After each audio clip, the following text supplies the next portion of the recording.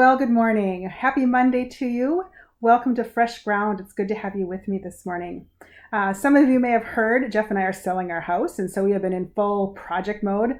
Last time I talked with you about working on my porch. So this weekend I was attempting to power wash our house. And I probably worked on it for a couple of hours and made some progress, but it was pretty clear to me that there was no way I was going to be able to do this whole house. And there were parts of it that were just too high, and I really just didn't have the right equipment. I didn't have the right tools for the job.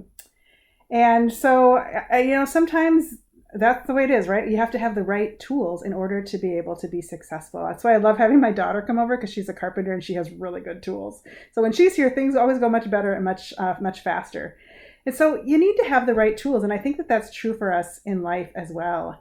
And I wonder how many times when we haven't been successful or haven't, accomplished something that we really wanted to accomplish, if it wasn't so much our failure that we just did something wrong, but more so that we just didn't have the right tools.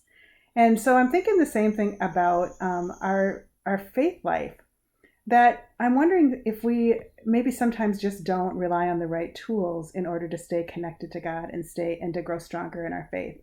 And so, God has really given us a whole big toolbox full of resources. So the first one, of course, is the Bible, God's actual word, literal word to us to use as a guide and to be a tool in our lives to help us when we're struggling, or when we just need some inspiration or encouragement.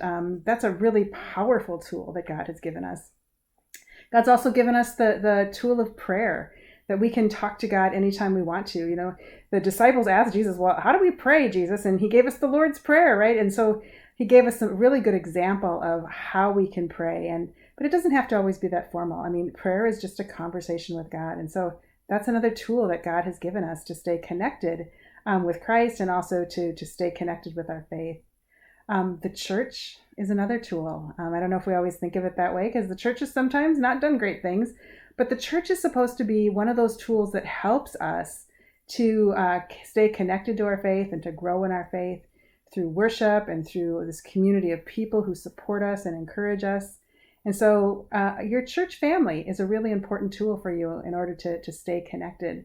And as part of that, worship as well. It's a way for us to continue to connect with God and grow in our faith. Music is another way, whether it's, in worship or listening to it on your own. Music is a way that many of us really connect to God. And so that's another tool that's in our toolbox. And of course, the best tool of all is the gift of Jesus. God gave us his son in order to show us what God's love is like. And so that's another tool in our toolbox that we can rely on, is that relationship that we have. And so I don't know if you're feeling like maybe you're not where you want to be in your faith, or you maybe feel like you've drifted away here in the summer when it's a little bit harder to stay connected with people at church.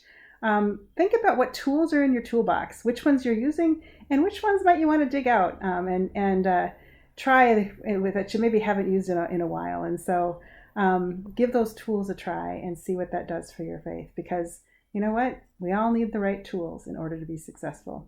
All right. Well, have a great Monday and a great week. Thanks for joining me today. Bye-bye.